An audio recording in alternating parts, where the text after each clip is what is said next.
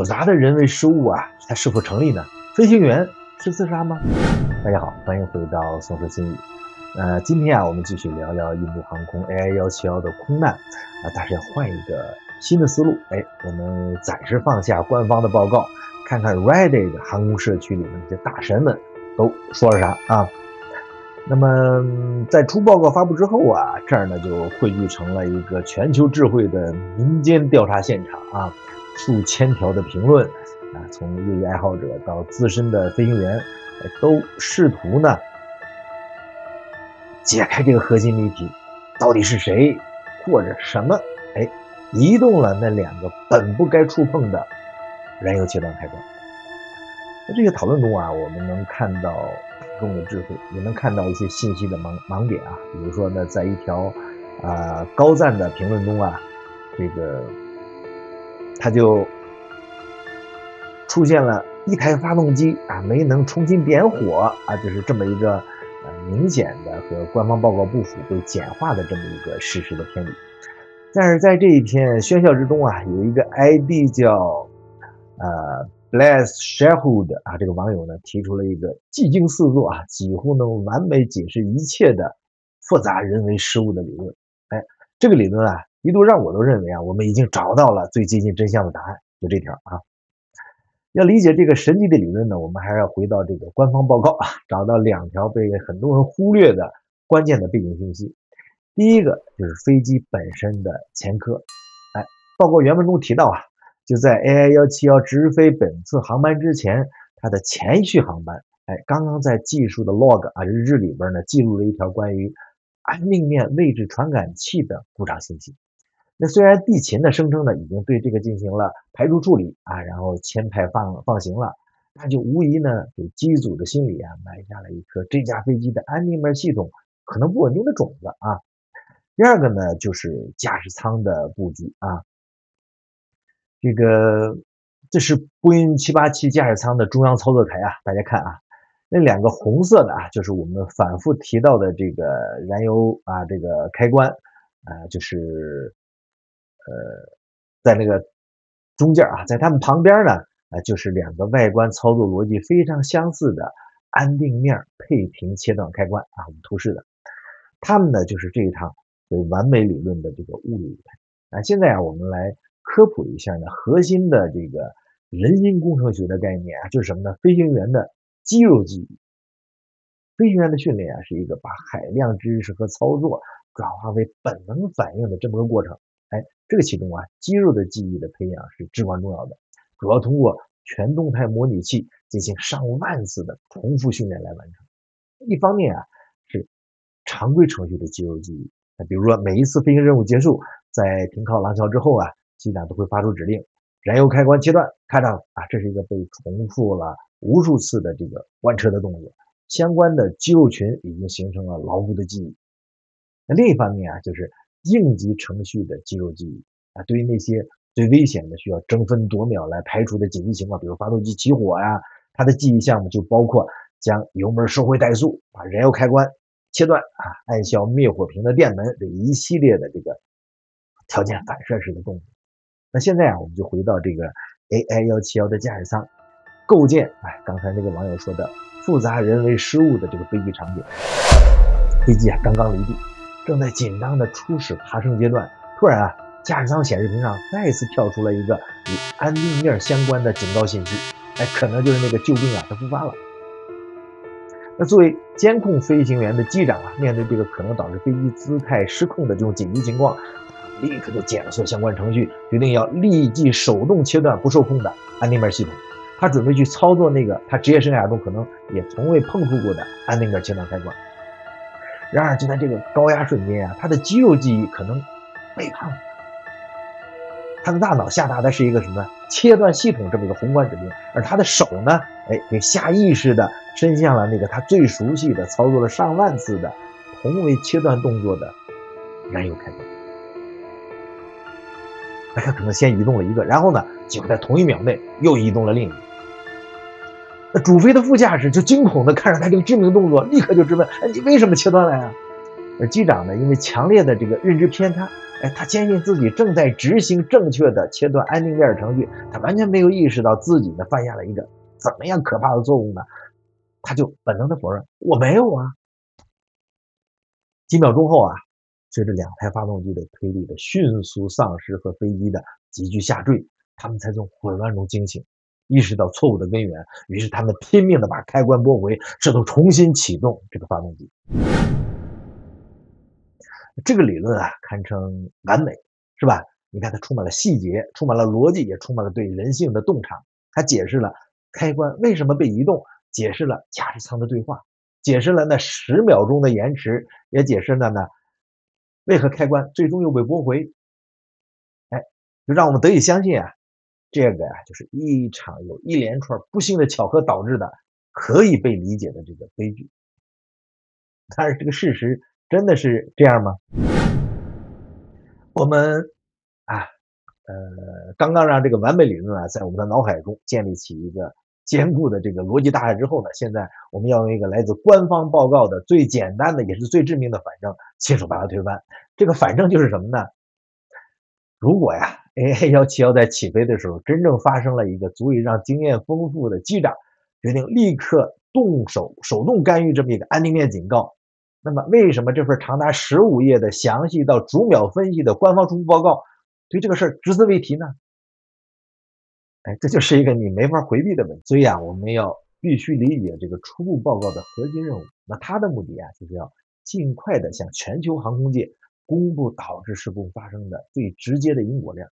如果安定面警告啊是因，那它触发了飞行员的错误操作，那么这个警告本身啊，就是整个灾难链条的起点啊，是理解飞行员啊他全部的这个异常行为的唯一钥匙。那一份合格的、负责任的初步报告啊，是绝对没有理由在已经详细列出燃油开关移动时间、驾驶舱对话的这个内容情况下，且唯独对那个最关键的诱因，就是安定面警告，保持沉默。所以报告的沉默呀，本身呢就是一种最强有力的这个否定性证据啊，它是一种不在场的方式告诉我们呢，在 AI171起飞的几十秒钟里边黑匣子里边很可能根本就没有记录到任何值得被列入初步报告的和安定面相关的紧急告警。所以这个沉默的证人啊，就让刚才那个设想的精妙绝伦的复杂人为失误的理论，瞬间呢就失去了最关键的一块证据基石。它的逻辑，虽然宏伟，但是它是建立在流沙之上的，是吧？在扼杀了这个最合理的非蓄意的解释之后，我们就被迫回到了那个最令人不安调查原点。我们手里边线索只剩下2个互斥的指向极端的可能性。那么在深入探讨 AI171空难那个最令人不安的可能性之前，我们还是先聊一个题外话。那最近几年特别是2022年前后，时有机场出事的消息传来有的跳楼，有的跳海，有的刚起飞就崩溃了，然后飞机翻场。那除了这些消息令人扼腕之外这些消息也让我困惑呀。我们甘愿把自己的生命托付给他的这个机长，他的价值究竟是什么呢？民间还有很多说法比如说培养一个飞行员，他的价值和他的体重等重的这么一个黄金的价值比如说我小时候物资匮乏那个年代，我也想当空军是吧？不是走空的这个钓鱼佬而是传说中当空军可以顿顿吃牛肉。这些说法是比较朴素的但是他精准的抓住了这个职业的核心，就是巨大的、持续的、高价值的投入。那我们来算一笔经济账一个零基础的年轻人培养到能坐在波音787驾驶舱右侧的这个副驾驶，他初始的航校培训、执照获取花费通常都在数百万人民币级别。那在这之后还有航空公司投入的更为昂贵的机型改装训练，以及贯穿他的整个职业生涯的每半年一次的模拟器的复训。所以一个飞行员整个职业生涯，他的航空公司的总投入是惊人的。但是它的价值远不止于这些金钱。大家知道他们从哪儿来的吗？在过去他们大多数来自空军，是每个国家最顶尖的资源。在最严酷的军事环境下锻炼出来的精英。那现在呢，他们更多的来自于航空公司的这个美培生计划，从成千上万的年轻人里边通过堪比宇航员选拔的那种严苛的这个测试挑选出所谓的天之骄子。他们中每一个人，都是一个庞大的投入了数百亿千百亿资金的这么一个航空安全体系，最终筛选出来的终端执行者。我们把命交给他了从副驾驶到机长，他们需要熬过数千小时的这么一个航线的磨砺，通过无数次的模拟机考核，最终证明自己不仅拥有精湛的技艺更拥有在泰山暴雨前而面不改色的这个强大心理和决策能力，才能最终从右座换到左座，成了掌控数百人命运的一把手。所以呢，现在我们可以回答那个有点残酷的问题：一个跳楼自杀的飞行员有没有可能比那栋楼更值钱呢？从纯粹的这个资产角度来看看来是没有的。大家知道，一个波音787它的价值能超过2亿美元，一栋楼很可能也是几千万、上亿元的建设成本但是从一个系统和信任的角度来看，一名资深机长他所承载的是整个航空体系的信任，是成百上千个这么个家庭的身家性命，所以这份投资和托付的价值任何的物理资产是无法比拟的。那正是因为这种价值是这么样的大，当它以最极端的方式崩塌的时候，就是我们接下来要探讨的，也可能是最黑暗的可能性。它带来的这个冲击和谜团，它显得就是非常沉重而且深邃可能性之一，就是一个前所未有的技术黑天鹅事件。我们前面讲过多少次的，也就是那个被 FAA 记录在案的又被印度航空忽视的已知缺陷，以一种我们没法理解的这个方式自我触发了。它可能在起飞的特定震动下，导致了2个开关的物理松脱和移动，或者呢，它是一种更诡异的方式，在物理开关没有松动的情况下，向 FADEC 系统发送了一个切断燃油的这么一个幽灵电子指令。那可能性2就是我们无法揣测的这种人性的黑洞，也就是我们不得不审视那个我们最不愿意面对的结论：人为蓄意。在没有任何告警、任何预兆的情况下，一名飞行员以一种冷静到可怕的方式执行了一次是在摧毁飞机的这个操作，而驾驶舱内的那段对话，它可能是另外一名飞行员的真实反应，或者是蓄意者为了混淆视听上演的这个独角戏。那真相到底是什么呢？所以在这儿我们不得不提出一个略带阴谋论的色彩的这个念想我是反对一切阴谋论的，但是到这儿我也有一丝的这个想法，有没有可能是调查机构为了在初步报告中聚焦主要矛盾而策略性的省略了某些次要的，比如安定面状态、告警的这个信息呢？那这种可能性虽然比较小，但是在最终报告出来之前我们还是没有办法排除完全这种可能。它就给充满了这种人性复杂事物的理论保留了一丝生机。刚才那个 Reddit 的网友的推论，还是有一丝生机的，也给整个这个事件留下了最后的一些争议的空间。所以 AI171的谜底在经历了一波三折的这种推理后，最终又回到了原点就是我们的认知已经截然不同了。我们可能不再纠结于那些简单的猜测，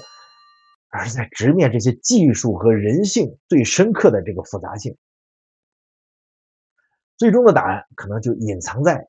某个被忽视的物理缺陷里面，或者是隐藏在某个飞行员他深不可测的内心里面。我们只能等待更详细的报告，或者这个问题的答案将和那260多个逝去的生命一起永远埋葬在了艾罕麦德巴德的土地之下。好吧，这里是宋时新语，一个关注科普和事故的小频道你有什么想法可以在评论区留言我都会看并且尽量的回复，只要你不骂人我都不会删帖祝您平安，再会。